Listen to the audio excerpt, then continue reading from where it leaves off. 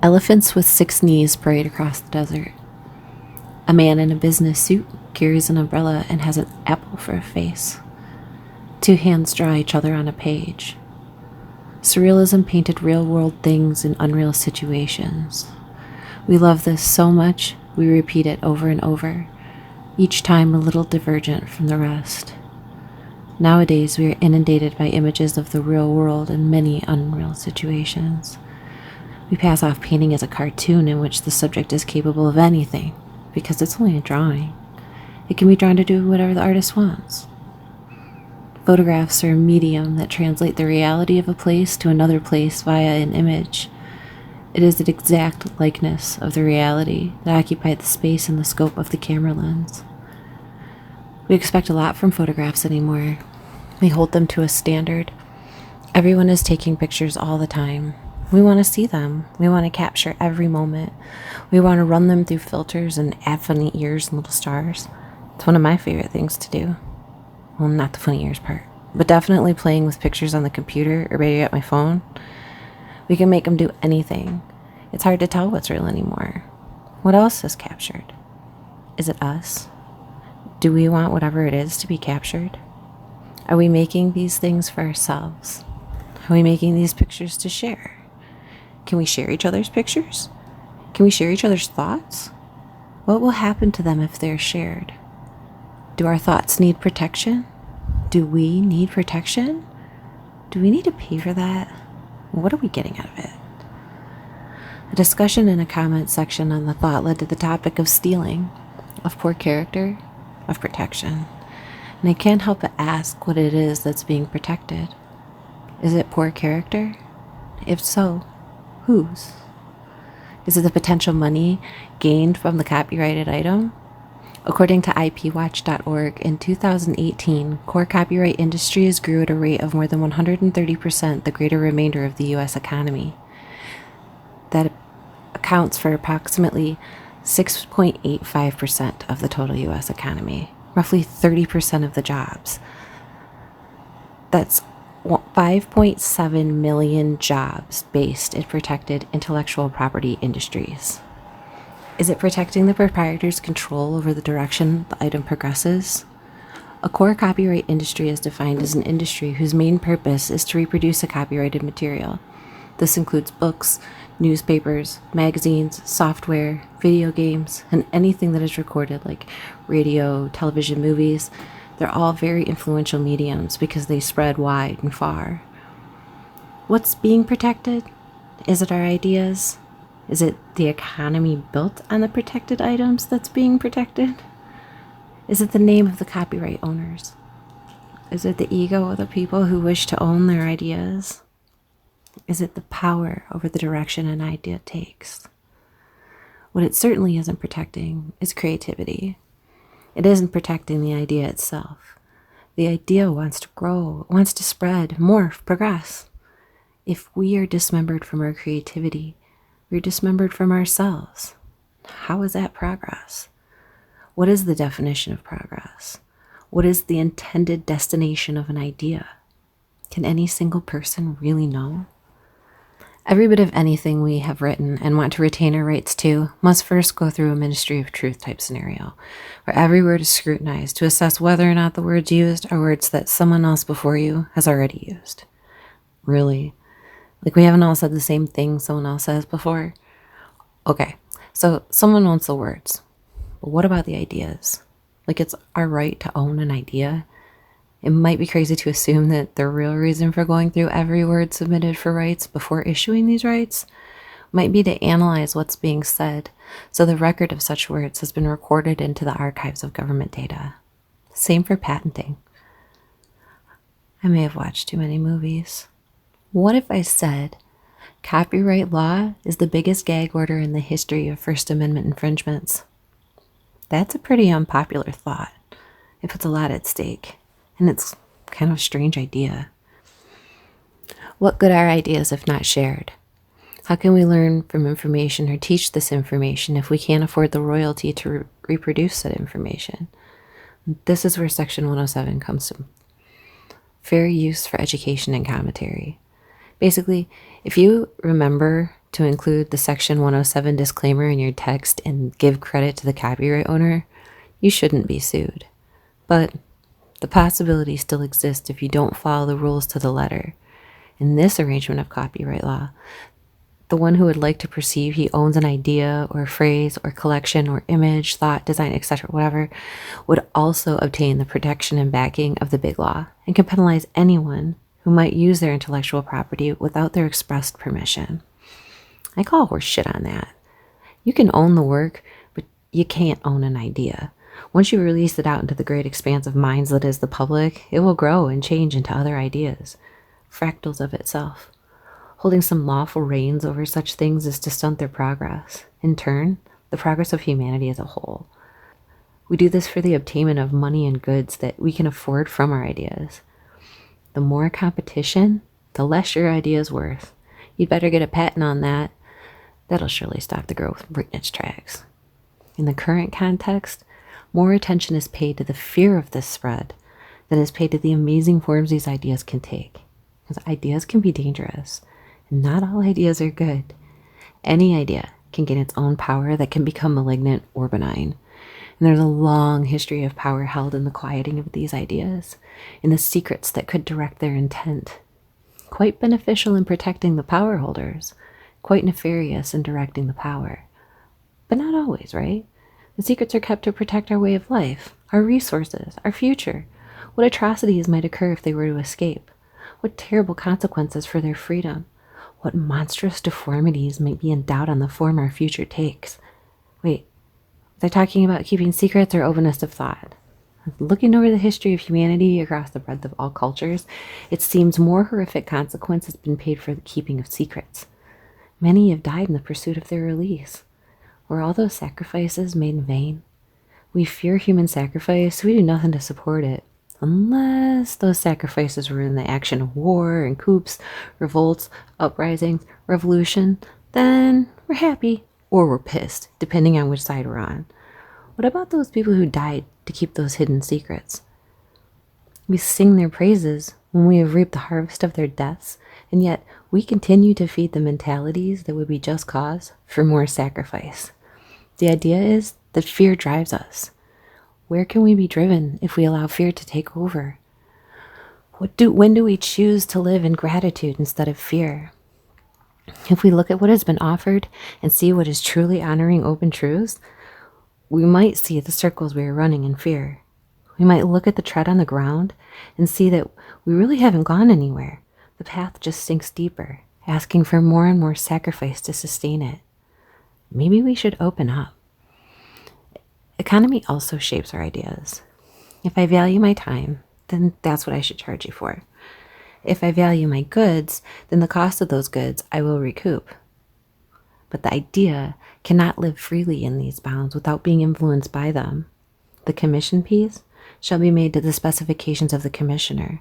It shall be made to suit his taste. He may not even pay me if he decides he doesn't like the work. In this case, the work must reflect the ideas of the audience to maintain its potential value.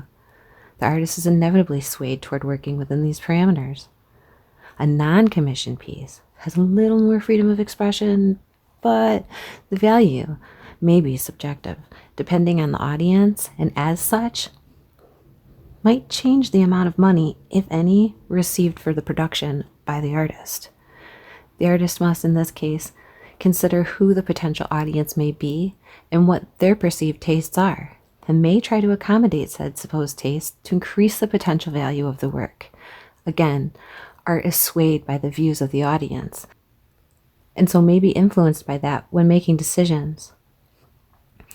In both scenarios, the cost of the materials necessary to create the work might also be considered in the value of its cost. That can be integrated into the price of the work.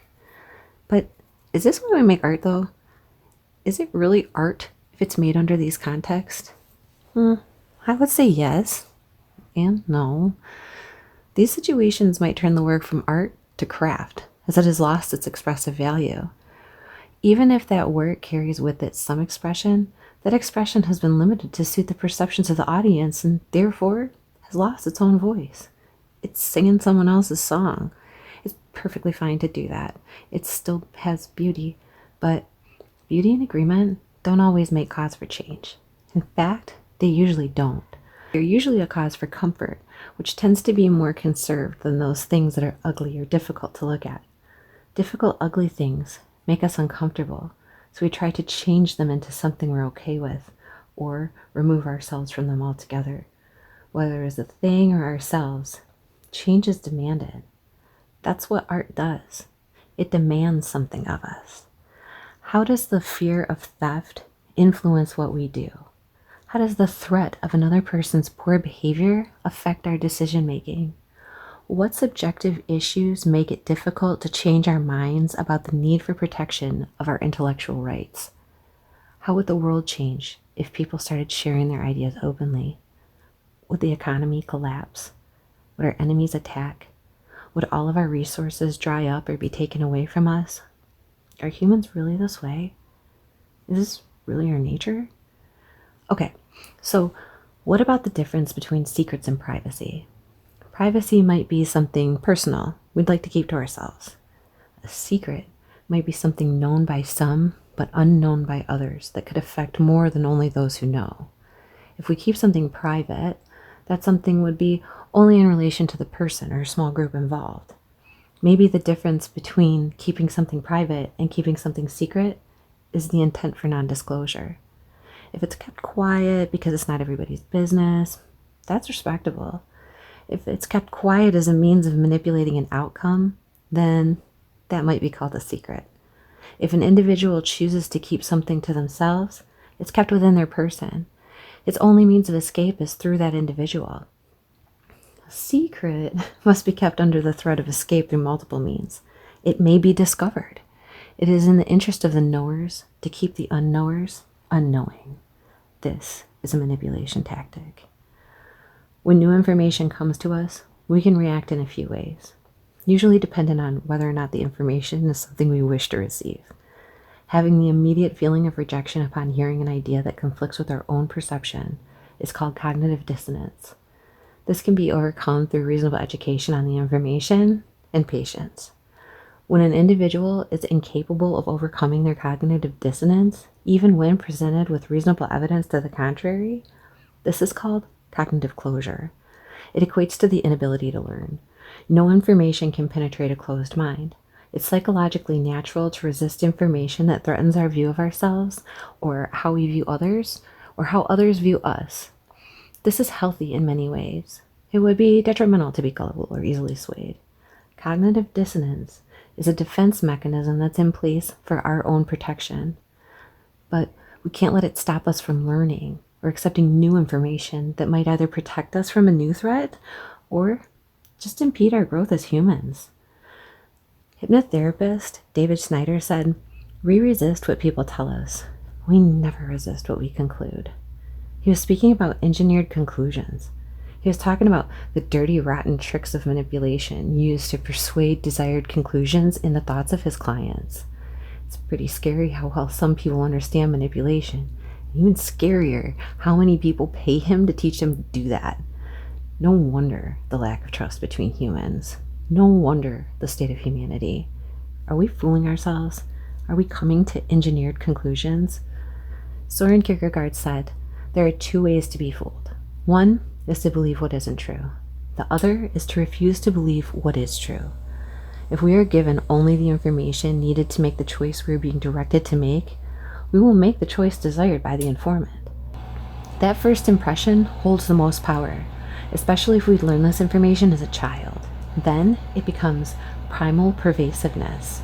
It becomes part of the core of self. It then becomes incredibly difficult to sway our beliefs otherwise, unless we ourselves conclude we should believe differently, at which point we embrace our conclusions. Super tricky. According to Jeff Hancock of Cornell University, people are typically bad at noting deception. While we might think others are more prone to lying in an online setting, the truth is people tend to be equally dishonest online as they are in real life. It's the things they lie about that are different. In real life, according to Hancock's colleague Michael Woolworth, people tend to lie about things happening outside the realms of the immediate conversation. On the internet, people tend to lie more about themselves. People who are highly motivated online to lie were more successful than people who are highly motivated to lie in real life. When someone's standing in front of us spouting inconsistency or fibbery, we can read it in their body language. The more they try to lie, the more obvious it becomes to the listener. Their own anxiousness discredits them. This is called motivational impairment. We can see it for ourselves. Online, the opposite is true. Motivational enhancement is possible through the flattery of listening to you and responding through the action of words, simplified and distorted to misuse your acquired attention. We want to believe the lie because we felt like we were heard. That's fucked up, I know. Those who would misuse the information available to sway an audience also know who to track, who to sway. It's a common practice for those swayers to try to implant their engineered conclusions into the ideas of what Woodworth referred to as a thought influencer, as a means of spreading said conclusions, letting the swayed thought influencer continue the plight, unbeknownst to themselves. The thought influencer is typically chosen by their number of followers, so the largest audiences can reach the smallest effort. I might also add to this that largest audiences needn't be necessary if a smaller audience of a potential thought influencer is comprised of a number of more influential people. I'd say it's all in who you know. So, this is scary. Why does any of this matter? Am I telling you this just to freak you out? No, but if you're freaked out, I can kind of see why. I tell you all of this to emphasize the importance of holding on to your own thoughts, especially when you're changing them. To be brave enough to talk to ourselves. To be wise enough to allow our own new thoughts when necessary. To remember the importance of critical thinking and differentiation. To say that fear is what dishonesty breeds. To call out to all of you to activate, to use your own voices, actions, and words.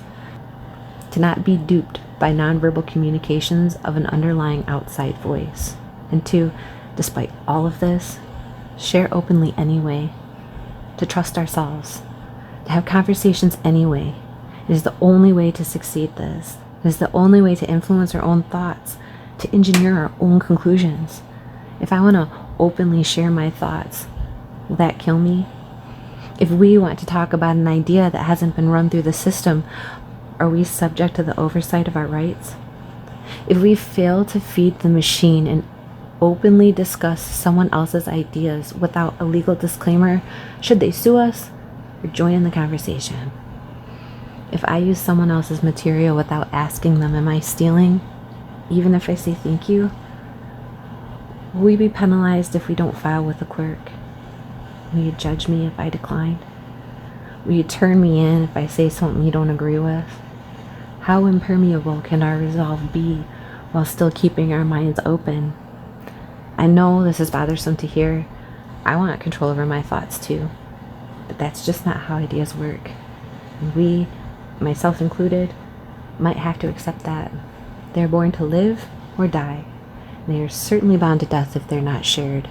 Ideas are subject of a slavery when bound by lawful rights. There's a tight grip on our independence of self. It's better to be freestanding, but not independent of the structure. It needs every leg to uphold it through sheer will. Its feet are its foundation, but what do they stand on? Will we be able to see them with no gradation? That's what we're headed for.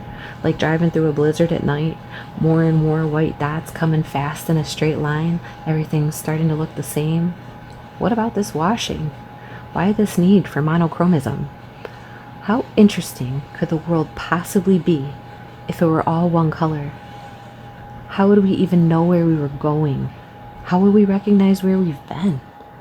Every bit of color we flush out, every washing of contrast, flattens our depths. When we are only settled on the surface, it is easy to crack to dust that is effortlessly moved by the slightest wind. Then we are gone, a barren facade where our vividry once stood. How superficial are we? Let's not look at what we say we value. Let's look at what we actually value. The values represented by our actions. Sports, politics, economics, the things that teach us what winners are. You're probably wondering about science and how I haven't mentioned it yet at all. Science has its very own breed of this, called peer review, which I personally think is so deeply ingrained with all of the aforementioned bias and then some that it deserves its own episode dedicated to only that. So maybe we might do that in the future. But we could consider these aspects defensive, our mechanisms to avoid becoming situational losers via our vulnerability. Vulnerabilities that art exposes, ideas that threaten what we value. Oh, vulnerability. You gotten us again. Exploiting the opening is a core value to humanity. It's gross. To not do it is a temptation to integrity. How integral is exploitation? Nature herself is exploitive. Is it going against nature to allow the easy opening, the low-hanging fruit, the small calf, or the weak elderly to go untampered with? We like to say we value being above that. Nature is also open to the diverse. A broad assortment is actually a marker of the health of a natural ecosystem. The more species can exist and thrive within a natural space, the healthier an environment is considered to be. The fewer species that can survive in an environment, the more inhospitable, the less viable the setting for life will be. Is our societal system a healthy system? Could we consider it viable under the same parameters that we define a healthy ecosystem? Are we sickening ourselves through the shrinking gene pool of our imaginations? Are we now or soon to become ideologically inbred? Will we suffer similar maladies as those who are physically inbred? Why do we keep paying for it? And at what cost? I'm full of ideas. I give them away freely, but some I choose to keep for myself. And I choose which ones those are, at least until they're ready to be sent out and grow on their own. And before that, I keep them private or share them in small capacities to see if they're ready to grow. But sometimes they just pop out of me like they were never mine to begin with, and I just couldn't wait to get out in the world. And boop, there they go, whether I like it or not. What's the price for that? I'm not scared. I'm grateful. I'm grateful to have them, to share them, and to you for listening.